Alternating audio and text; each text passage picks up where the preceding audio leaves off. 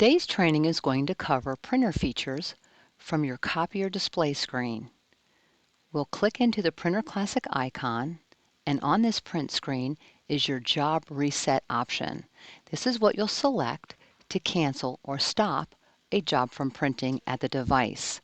Once you select Job Reset, you will follow the next two screen prompts. Also, if you're sending jobs in a hold or lock print mode, you'll select the Print Jobs tab here.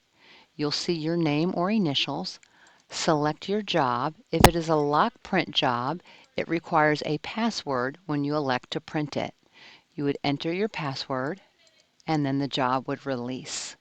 As soon as your jobs release from either the lock or hold print function, they are then gone from the machine.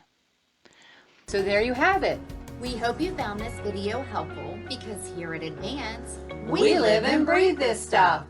Should you wish to contact us or see additional training videos, please visit us at www.advancedstuff.com/training.